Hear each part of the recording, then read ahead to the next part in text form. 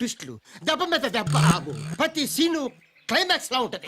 మరింత కలిసి welcome back to the channel. అసలు నిన్న జరిగిన బిగ్ బాస్ మాత్రం సూపర్ మాస్ అండి. ప్రతి సీను అదిరిపోయింది, అసలు ప్రతి షాటు పేలింది అసలు. సో నిన్న మార్నింగ్ ఈవినింగ్ రిలీజ్ చేసిన ప్రోమో 1 ప్రోమో 2 చూశాను.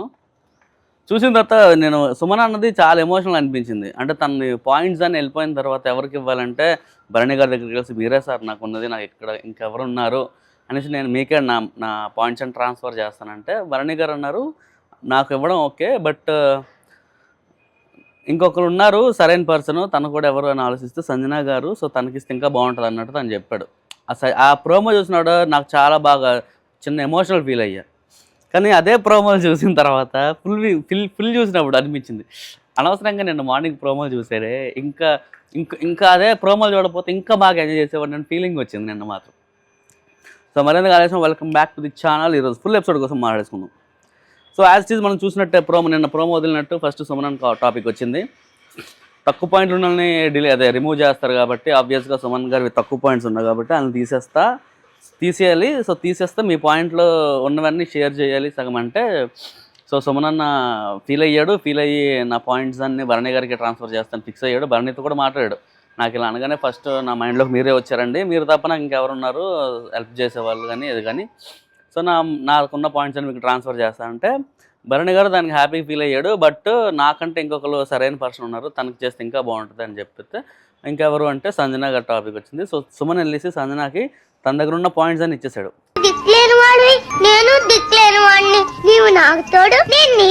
అప్పుడు ఇచ్చేసేటప్పుడు దానికి బిఫోర్ సుమన్ పాయింట్లు ఆబ్వియస్గా అందరూ ఏం ఎక్స్పెక్ట్ చేస్తారు, భరణి గారికి ఇస్తారని ఎక్స్పెక్ట్ చేస్తారు కదా.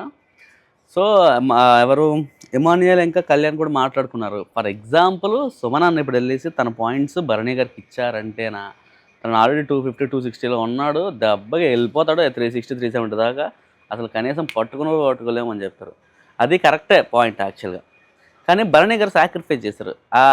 అక్కడ వాళ్ళ మీద ఉన్న రెస్పెక్ట్ కొంచెం పెరిగిద్ది, ఈవెన్ భరణి గారిది సుమన్ గారిది. ఎందుకంటే ఛాన్స్ ఉన్నా కూడా తీసుకోకుండా వేరే వాళ్ళకి హెల్ప్ చేద్దాం అన్న థాట్ అసలు సూపర్ మాస్ అనిపించింది. ఈవెన్ దాని మీద తర్వాత కూడా వాళ్ళు ఫీల్ కూడా అయ్యారు, ఈవెన్ మనం కూడా ఫీల్ అవుతుంది అసలు ఎందుకు అనవసరంగా ఆ పాయింట్స్ భరణే తీసుకుంటే బాగుండేది అన్నట్టు.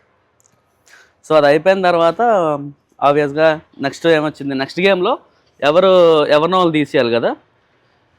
అప్పటికి భరణి గారు టాప్లో ఉన్నారు కాబట్టి యాజ్ నిన్న యూజ్ చేసిన లాజిక్ ఎవరైతే హైలో ఉంటారో వాళ్ళని తీసేయాలి అన్న లాజిక్ దాన్ని తనూజ బాగా యూజ్ చేసింది అనమాట. నిన్న ఏదైతే ఫీల్ అయ్యామో ఈరోజు అదే కదండి మనం చేయాల్సింది, హైయెస్ట్ ఉన్న వాళ్ళని తీసేయాలంటే. ఈవెన్ భరణి గారు దానికి రెడీగానే ఉన్నారు, టాప్లో ఉన్నది నేను, ఈవెన్ లీస్ట్లో ఉన్నా కూడా నన్నే అటాక్ చేస్తారు, టాప్లో ఉన్న కూడా నన్నే అటాక్ చేస్తారులే. సో దట్ కాకపోతే మనోడి సైడ్ వెళ్ళేసి చిన్న హింట్ ఇచ్చుకుంటున్నాడు, అంటే కొంచెం ఓకే నాకు హెల్ప్ చేయండి అన్నట్టు చెప్పుకోవాలి కదా, చెప్పుకున్నాడు. బట్ ఆబ్వియస్లీ భరణి గారిని తీసేశారు అందరు కలిసి. హీరో విలన్ కొట్టుకుని కమెడీని చంపేసినట్టు నా మీద పడతారేంటి. నెక్స్ట్ గేమ్ స్టార్ట్ అయింది. ఈ గేమ్ ఏంటంటే జస్ట్ వీళ్ళకి ఒక చిన్న బల లాంటిది ఇచ్చారంట. పైన బాల్ వేస్తే కిందకి బాల్ స్లైడ్ అయ్యి స్లైడర్ ఉంటుంది, ఇలా కొడితే ఆ బాల్ ఎగిరి ఇక్కడ కొంచెం పెట్టారు, జోకర్ పెట్టారు, ఇక్కడ 4 పాయింట్స్ 6 పాయింట్స్ పెట్టారు. ఈ బాల్ వెళ్ళి దేని మీద పడిద్దో అంటే దేని మీద పడితే అన్ని పాయింట్స్ వాళ్ళకి వస్తాయి అనమాట. ఈ గేమ్ ఆడారు. ఓపెనింగ్లోన 1 by 1 ఆడుకుంటూ వచ్చారు. ఫస్ట్ తనుజ వచ్చింది, but she can't play very well అనమాట. దెన్ సంజన వచ్చారు. సంజన గారు ఒక 6 ఛాన్సెస్ ఉంటే లాస్ట్ ఛాన్సెస్లో పడింది, 4 పాయింట్స్ పడ్డాయి. ఎమాన్యుయల్కి 4 పాయింట్స్ పడ్డాయి. డిమాన్ వచ్చాడు. అసలు తనకి అర్థం కావట్లే గేమ్ ఏంటనేది. అంటే ఎందుకో ఇన్వాల్వ్ అవ్వట్లేదో లేదంటే సరిగ్గా వర్కౌట్ అవ్వట్లేదో టైమింగ్కి తను చేయలేకపోయాడు. సో ఆ గేమ్ సరిగ్గా పర్ఫామ్ చేయకపోవడం వల్ల తనకి పాయింట్స్ రాలేదు. సో దానివల్ల డిమాన్ లీస్ట్లోకి వెళ్ళిపోయాడు. సో ఈ గేమ్లో సరిగ్గా పర్ఫామ్ చేయకపోవడం వల్ల డిమాన్ లాస్ట్కి వెళ్ళిపోయాడు.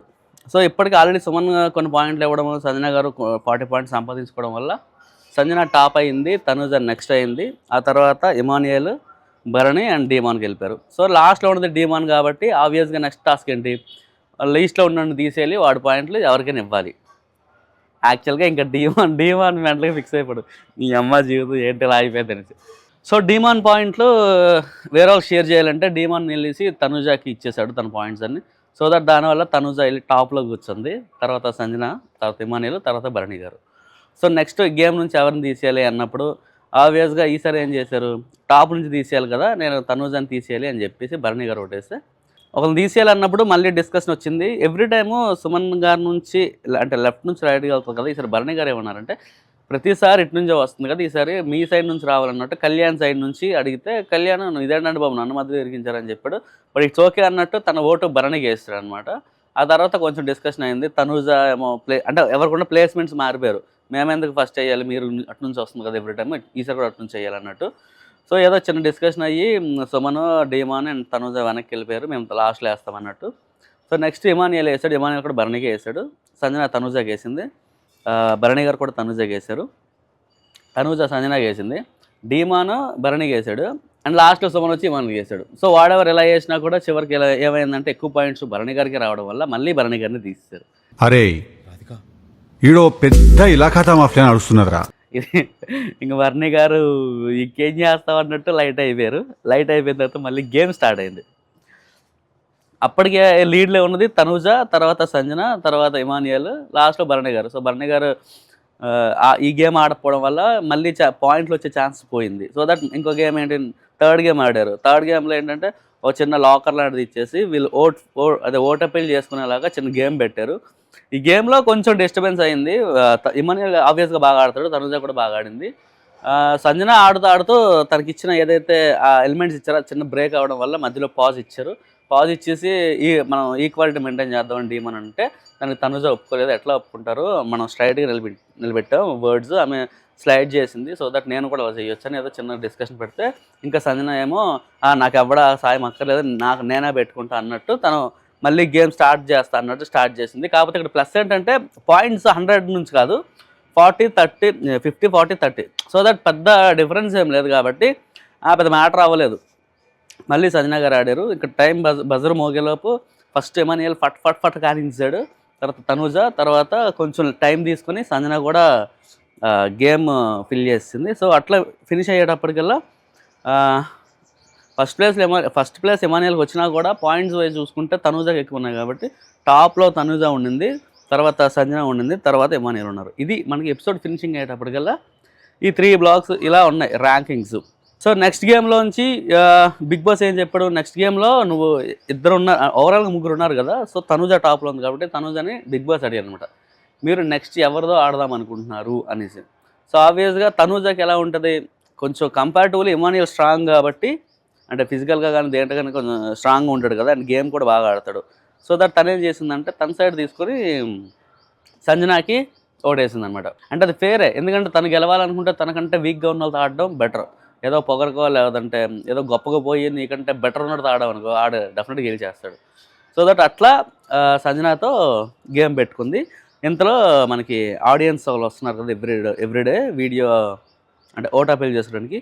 సో ఇది లాస్ట్ ఛాన్స్ అనమాట, ఓట్ అపీల్ చేసుకునే ఛాన్స్. సో ఆబ్వియస్గా టాప్లో ఉన్నది తనూజ అండ్ సంజన కాబట్టి వీళ్ళిద్దరు వెళ్ళి బయట ఆడియన్స్ ఇంటరాక్ట్ అయ్యారు. ఇంటరాక్ట్ అయ్యాక అక్కడ యాజ్ ఇట్ ఈజ్ ఓటింగ్స్ ఉంటున్నాయి, ఎవరికి ఎక్కువ ఓటు పడితే వాళ్ళు మక్కలు మాత్రమే ఓట్ అపీల్ చేసుకోవచ్చు కాబట్టి తనూజకి ఆబ్వియస్గా పడ్డాయి ఎక్కువ ఓట్స్.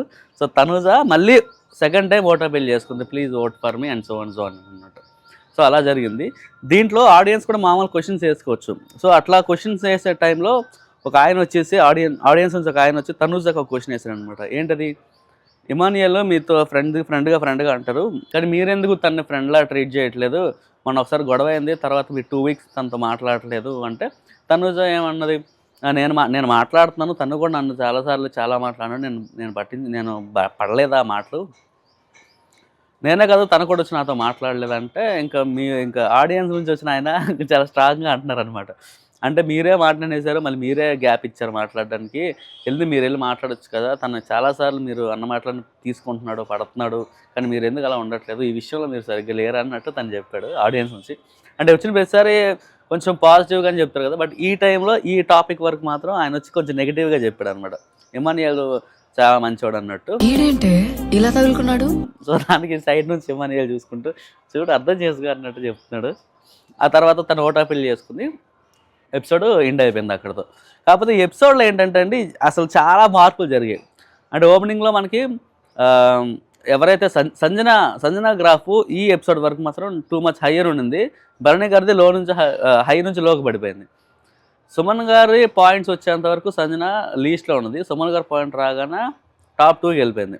భరణి గారు పాయింట్లో హైస్ట్లో ఉన్న ఆయన నెక్స్ట్ గేమ్ ఆడకుండా ఉండడానికి తను తీసేయడం వల్ల పాయింట్స్ రాకపోవడం వల్ల నెక్స్ట్ దానికే లీస్ట్లోకి వెళ్ళిపోయాడు. సో తనూజ తర్వాత ఏంటి, తిను ధీమాన్ అన్నవాడు ఇంకా థర్డ్ ప్లేస్ ఉన్నాడు, లీస్ట్కి వెళ్ళిపోయి ఏకంగా గేమ్ నుంచి అవుట్ అయిపోయాడు. సో తనూజ ఏమో థర్డ్ ప్లేస్లో ఫోర్త్ ప్లేస్ ఉన్నామే సడన్గా వెళ్ళేసి గేమ్ ఫినిష్ అయ్యేటప్పటికి ఫస్ట్ ప్లేస్లోకి వెళ్ళిపోయింది.